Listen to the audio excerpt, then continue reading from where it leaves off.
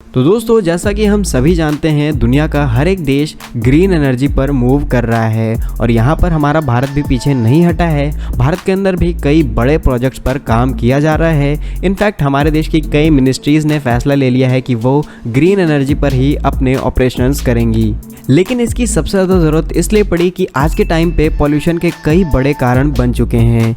लेकिन इसको कम करने के लिए एटलीस्ट पावर जनरेशन से होने वाले पॉल्यूशन को हम कम कर सकते हैं ग्रीन एनर्जी का इस्तेमाल करके। और इसके लिए हमें दूसरे देशों की सहायता लेनी पड़ेगी, क्योंकि ना तो भारत के अंदर इतनी ज़्यादा फंडिंग है, ना ही उतनी ज़्यादा बड़ी टेक्नोलॉजी है। और दोस्तों, ये चीज़ें कॉमन हैं। दुनिया के कुछ देशों को छोड़ करके हर एक देश दूसरे देशों की सहायता लेता है अपने आप को डेवलप करने के लिए। अदरवाइज़ कभी इंपोर्ट एक्सपोर्ट की ज़रूरत पड़ती ही नहीं।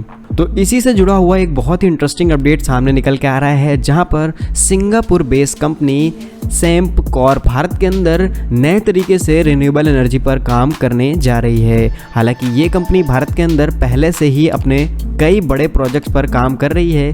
अब ये कंपनी भारत के अंदर सौर और पवन ऊर्जा पर काम करने जा रही है। यहाँ पर सेम्पकॉर एनर्जी इंडिया लिमिटेड के प्रबंधक विपुल तुली जी के अनुसार माने तो ये कंपनी देश के अंदर 4 गुने अपने प्रोडक्शन को बढ़ाने वाली है, जिसमें धीरे धीरे करीबन 35,000 करोड़ का निवेश शामिल है। जैसा कि हम सभी जानते हैं, हमारे देश के अंदर विंड एनर्जी के पार्ट्स बनाने वाली कई कंपनियां हैं जिनको विदेशों से बड़े ऑर्डर मिलते हैं, लेकिन भारत से आज के टाइम पे जाकर के कुछ बड़े ऑर्डर्स मिलने शुरू हुए हैं। और इंपोर्ट ड्यूटी के साथ साथ कई बड़े रीजन्स को जोड़ लिया जाए तो यहाँ पर कंपनीज़ को लोकल प्रोडक्ट्स खरीदने में ही ज़्यादा प्रॉफिट नज़र आ रहा है।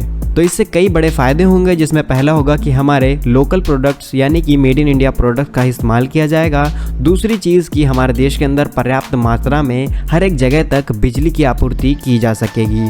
तीसरी चीज़ ये रिन्यूएबल एनर्जी है, जिससे पॉल्यूशन बिल्कुल भी नहीं होगा। यहाँ पर कंपनी 2025 तक अपने जनरेशन का टोटल 70% हिस्सेदारी रखने वाली है, जो कि 2020 में 40% के आसपास ही था। वहीं 2020 में कंपनी की क्षमता 2.6 गीगावाट थी और 2025 तक इसको 4 गुना यानी कि लगभग 10 गीगावाट तक करने का प्रोजेक्ट शामिल किया गया है।